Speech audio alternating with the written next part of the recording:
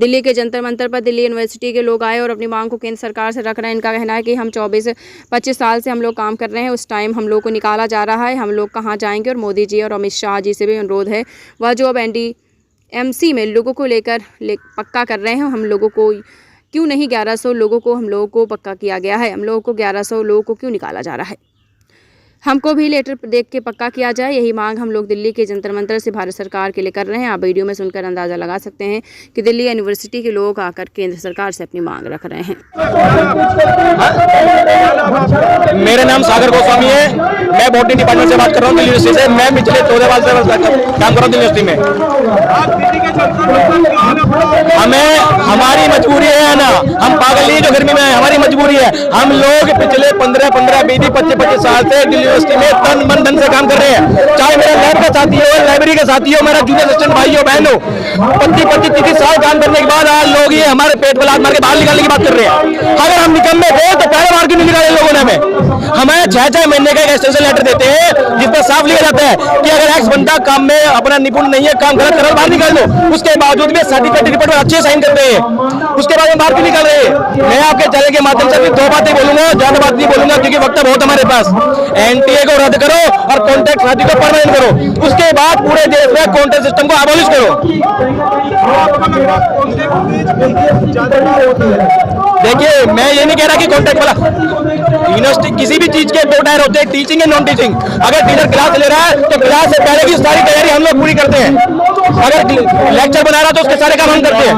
जब टीचर को एब्जॉर्ब कर सकते हैं, टीचर को इंटरव्यू के बाद पूरे पेपर दे देते हैं, तो हम लोगों का पेपर क्यों? हम लोग उनसे नीचे दर्जे के हैं, हम टीचर नहीं बन सकते, हम नोटिंग स्टाफ है, उनका पेपर नहीं ले रहे, हमारा पेपर किस बात का? फिर हम लोग यहाँ पर 600-700 से ज्यादा लोग हैं और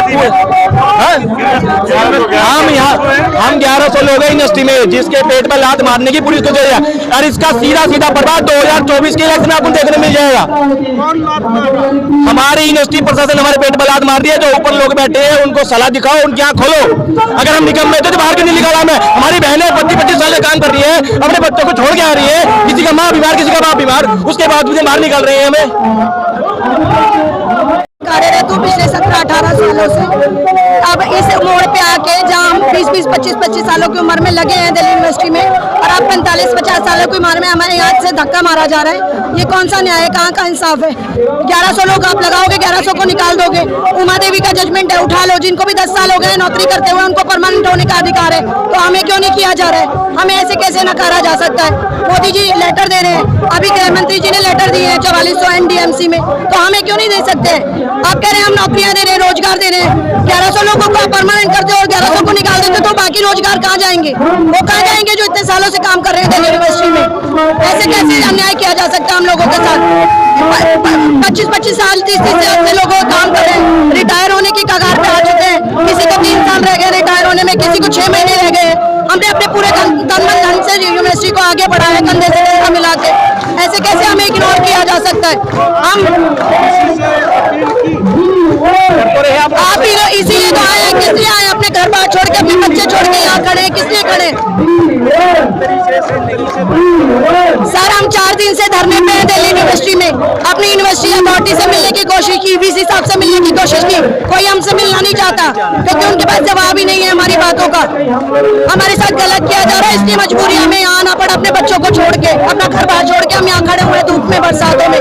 4 दिन से धरने पे हैं हम लोग। हमारे यही है अपील कि आप लोग हमारी बात आगे तक पहुँचाओ, मोदी जी तक पहुँचाओ कि जब वो NDMC में लोगों को परमानेंट कर सकते। पंजाब सरकार ने अभी हाल ही में लोगों को परमानेंट किया है, जिसमें टीचिंग नॉन टीचिंग दोनों है।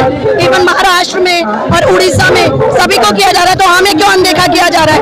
हमने भी उतना ही काम किया जितना वो लोग करते हैं, और इवन हम लोग जूनियर असिस्टेंट की पोस्ट पे नियुक्त किए जाते हैं, लेकिन assistant, senior assistant, PA, technical, examination सब कुछ हम लोग संभाल रहे हैं। आप जाके देखिए दिल्ली यूनिवर्सिटी में सारा आधे से ज्यादा यूनिवर्सिटी कॉन्ट्रैक्ट के बेस पे चल रही है। देखिए, मैं आपके चैनल के माध्यम से एक बात और कहना चाहूंगा मोदी जी को। इस टाइम देश आजादी का 75वां अमृतसर महोत्सव मना रहा है, G20 की अध्यक्षता कर रहा है। ये हमारे लिए बड़े गर्व की बात है, लेकिन साथ साथ ये बड़ी शर्म की बात है। एक तरफ मोदी जी मन की बात करते हैं, दूसरी तरफ मन के थोड़े पेट पर लात मारने की बात कर रहे हैं। अगर हम यूनिवर्सिटी एसोसिएशन ने क्या करा, अभी जो सेंटरी एग्जाम का चांस दिया गया बच्चों को जो 25-25 साल से पहले छोड़ के बैठे हैं, तो ऐसी चांस लोगों को क्यों नहीं दिया गया?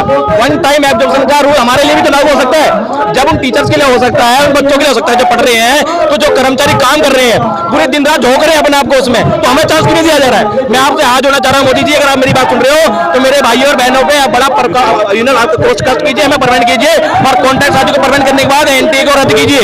इसका सीधा सीधा प्रभाव आपके इलेक्शन में जरूर पड़े।